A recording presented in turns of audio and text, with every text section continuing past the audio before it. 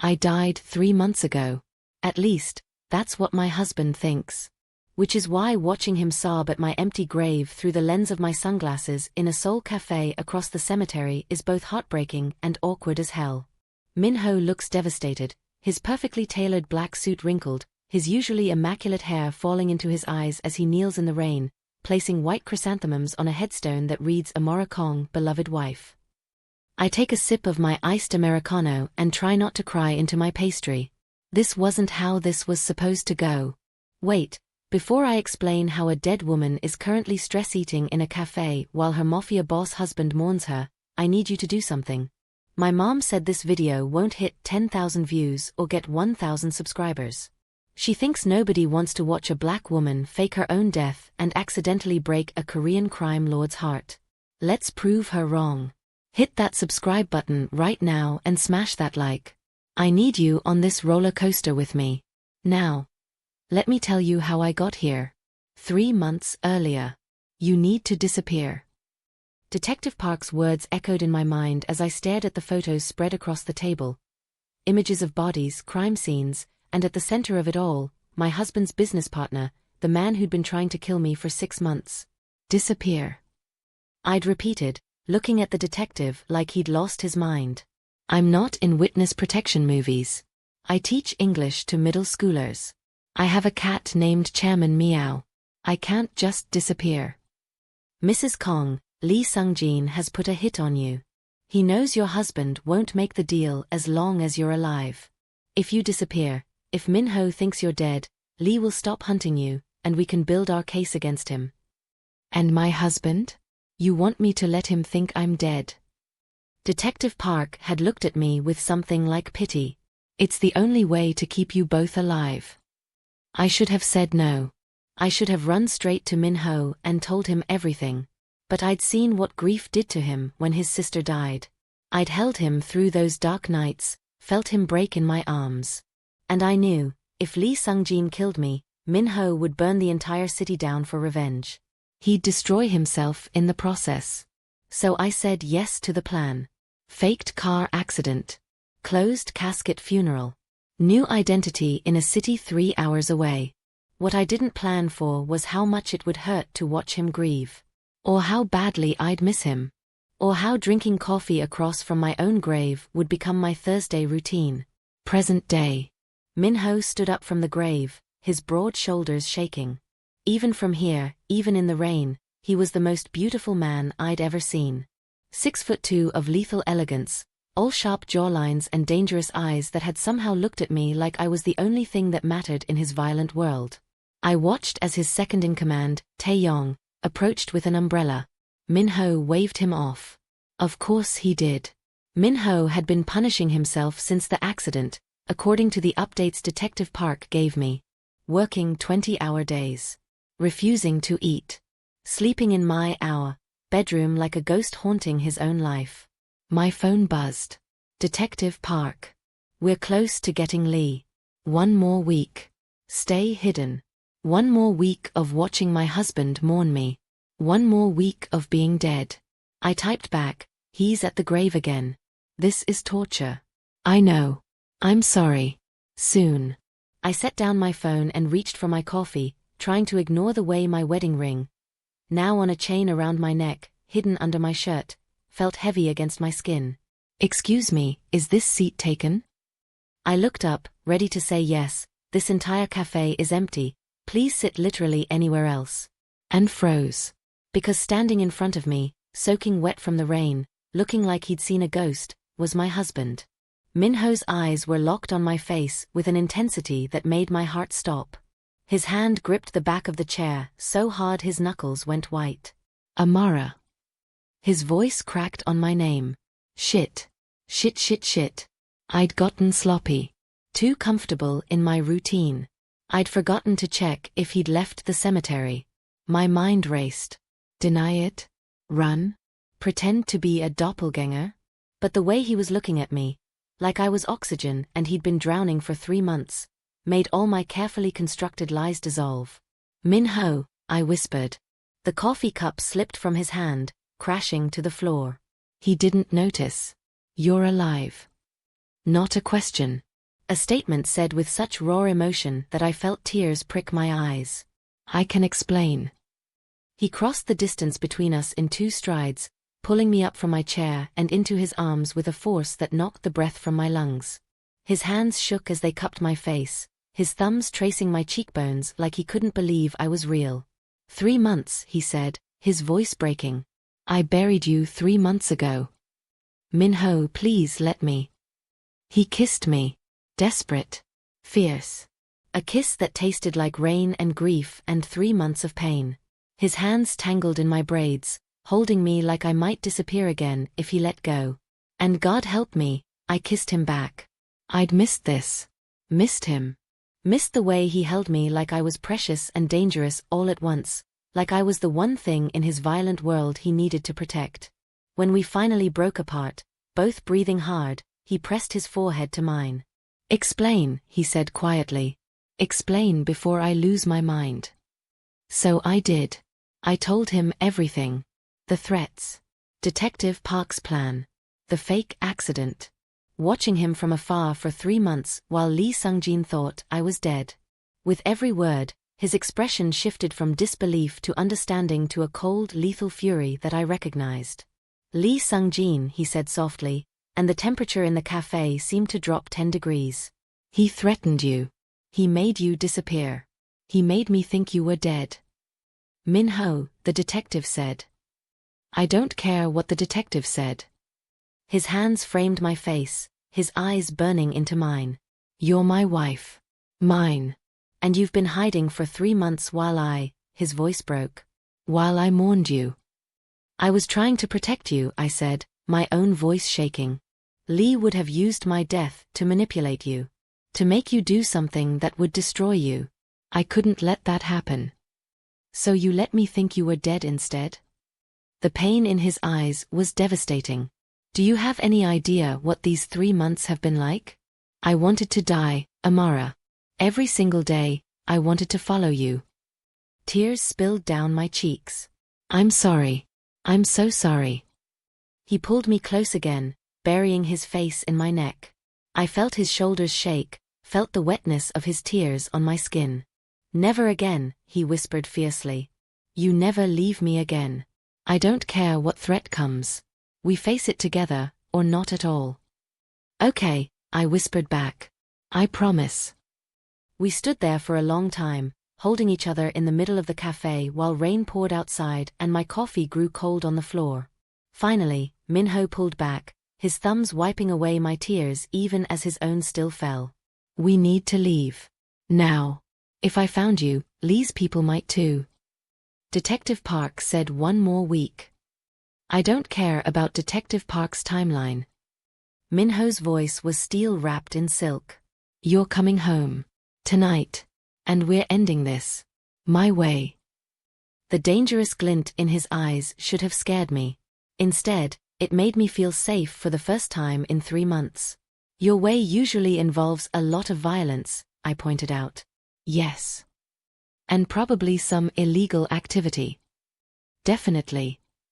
And you're not going to listen to reason about waiting for the detective's plan to work. His smile was sharp and beautiful and terrifying. Not even a little bit. I sighed, but I was smiling too. God, I missed you. Show me how much. He kissed me again, slower this time but no less intense. His hands slid down to my waist, pulling me flush against him, and I gasped into his mouth. Min-ho, we're in public. I don't care. His lips moved to my neck, finding the spot that always made me melt. I've spent 3 months thinking I'd never touch you again. Public decency can wait. Despite everything, the danger, the fear, the absolute chaos we were about to walk into, I laughed. God, I'd missed this man. Take me home, I whispered against his ear. His eyes darkened with heat and promise. Gladly. When your husband turns your fake death into a real war. The penthouse looked exactly as I'd left it 3 months ago. Correction, it looked worse. Min-ho had clearly been living like a beautiful, depressed ghost. Takeout containers littered the kitchen. My favorite blanket was draped over the couch like he'd been sleeping there instead of our bed. Photos of us covered every surface: our wedding, our honeymoon in Jeju, random selfies from lazy Sunday mornings. "Oh, Min-ho," I whispered, my heart breaking. He stood behind me, his arms wrapped around my waist, his chin resting on my shoulder. "I couldn't change anything. It felt like erasing you." I turned in his arms, cupping his face. "I'm here now. I'm real. And I'm so sorry. Stop apologizing." His kiss was soft this time, gentle. "Just stay. Please stay. I'm not going anywhere." He held me tighter, and we stood there in the middle of our ruined living room, just breathing each other in.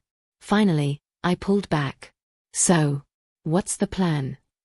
Min-ho's expression shifted immediately, from vulnerable husband to dangerous crime lord in a heartbeat. "Taeyong is gathering the team. We're going to have a conversation with Lee Sung-jin." A conversation. A very final conversation. "Min-ho. He threatened you, Amara. He made you fake your death. He made me." His voice cracked slightly. "He made me bury an empty casket and say goodbye to you. There's no coming back from that." I knew that tone. That was his "I'm going to do something dramatic and probably violent" tone. What about Detective Park's case? Detective Park can have what's left when I'm done. That's not how the law works. I don't care about the law right now. He pulled out his phone, typing quickly. "I care about making sure Lee Sung-jin never threatens you again." "So your plan is, what? Kill him? Start a war? If necessary." I grabbed his phone from his hands, ignoring his surprised expression. "No, Amara. Listen to me." I poked his chest. "I didn't fake my death and spend 3 months drinking sad coffee across from my own grave just for you to get yourself killed in some dramatic revenge plot. I'm not going to get killed. You don't know that. Lee has an army. You're upset and not thinking clearly. And I just got you back. I'm not losing you to your own anger." His jaw clenched. "So what do you suggest? We just wait? Hope the detective's plan works while Lee is still out there?" "I suggest we be smart about this." I set his phone down. "You have information. Resources. Let's use them strategically instead of going in guns blazing." "You sound like Taeyong." "Taeyong is smart. You should listen to him more." Min-ho stared at me for a long moment, his expression unreadable. Then, suddenly, he laughed. "What?" I asked, confused. "I spent 3 months in hell, thinking you were dead. And 5 minutes back in your presence, you're already managing me." He pulled me close, his eyes warm. "God, I love you." My breath caught. "I love you too. Which is why I need you alive and not in prison for murder." Romantic. Practical. He kissed my forehead. "Fine. We'll do it your way. Mostly." Mostly. "I'm still going to have a conversation with Lee. Just a less final one. For now." I sighed. "That's the best I'm going to get, isn't it?" "Yes." "Fine. But I'm coming with you." "Absolutely not." "Min-ho." "Amara, you're supposed to be dead. If Lee's people see you alive, the whole plan falls apart." He had a point. I hated that he had a point. Then what am I supposed to do? Sit here and wait like some damsel while you handle everything? His smile was soft and infuriating. "Yes. I hate you." "No, you don't. I really want to hate you right now." He kissed me, slow and deep, until I forgot why I was annoyed. When he pulled back, his eyes were dark with promise. "Stay here. Stay safe. Let me handle Lee. And then..." His hands slid down to my hips. "And then we'll have 3 months to make up for." Heat pooled in my stomach. That's not fair.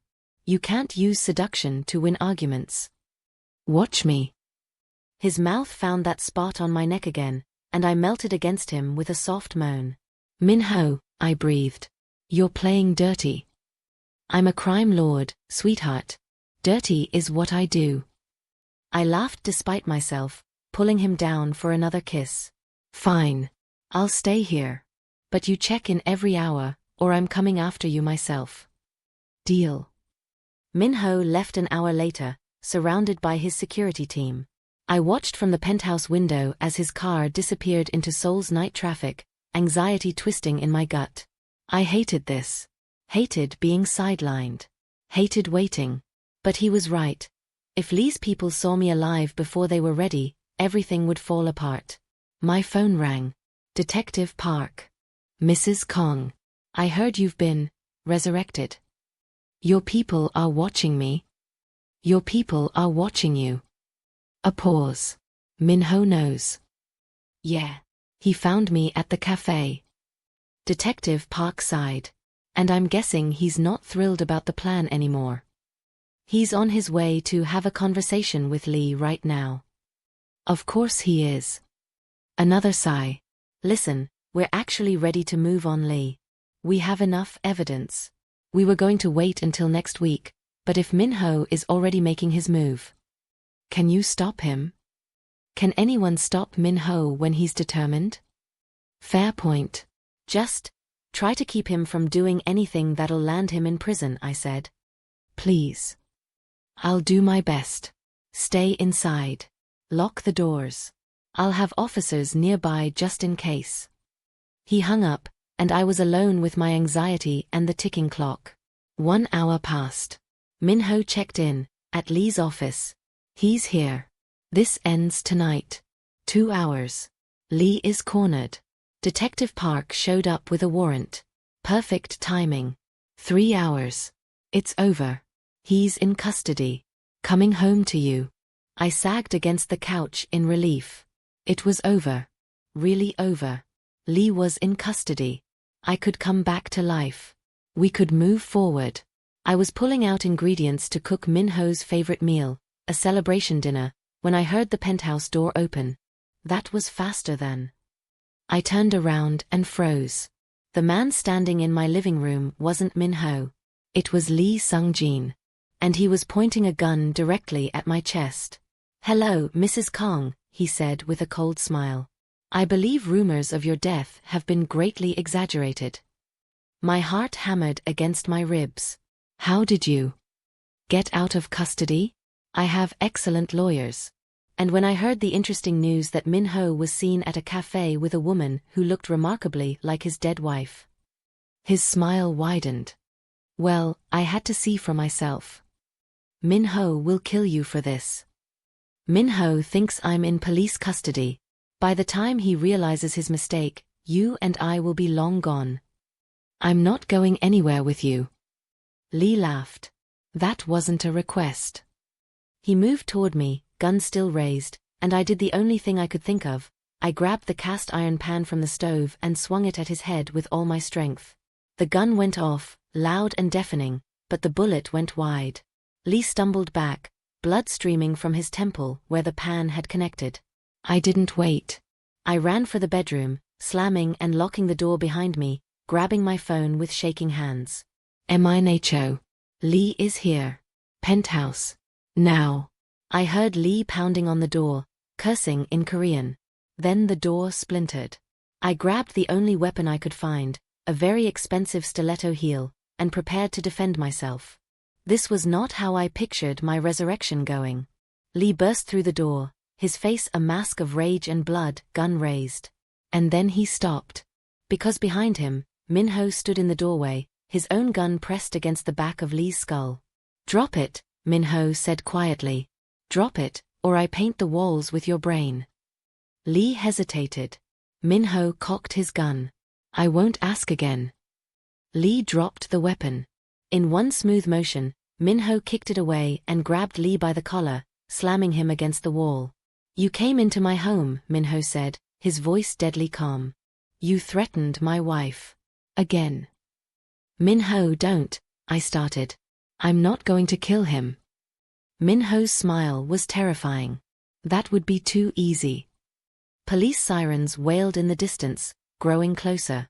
Detective Park is downstairs with a new warrant. For your attempted murder of Amara Kong. Min-ho leaned closer to Lee. You're going to spend the rest of your life in prison. And every day, you'll remember that you lost. That I won. That she's alive and happy and mine. Lee spat blood at Min-ho's feet.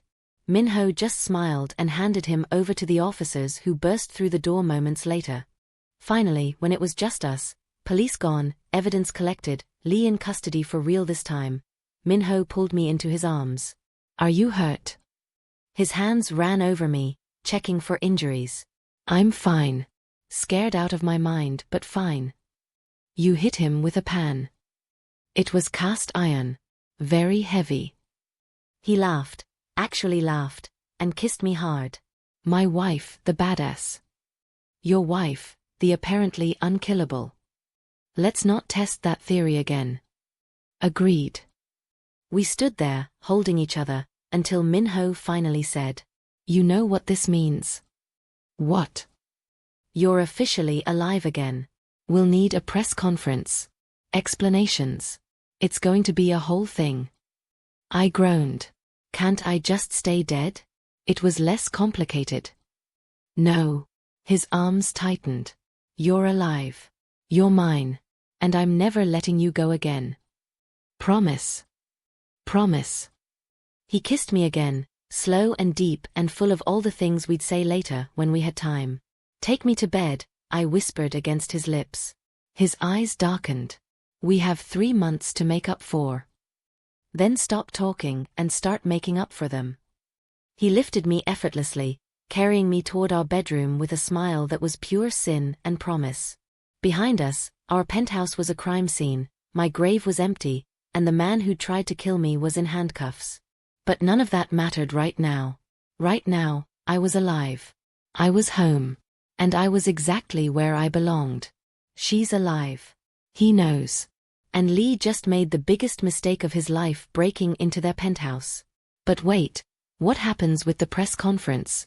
How does Sol react to the dead wife coming back to life? And what exactly happens in that bedroom after 3 months apart? Eyes. My gride this story wouldn't hit 10,000 views. She said nobody wants to watch a black woman fake her death, break her mafia husband's heart, and then hit a villain with a cast iron pan. Let's prove her wrong. Collision subscribe if you're obsessed with this story. Collision like if you cheered when she hit Lee with that pan. Collision comment what you want to see in part 2. This is our community. Our stories. And representation matters. Part 2 is coming and it's going to be emotional, steamy, and absolutely unhinged in the best way. Don't miss it. Subscribe now.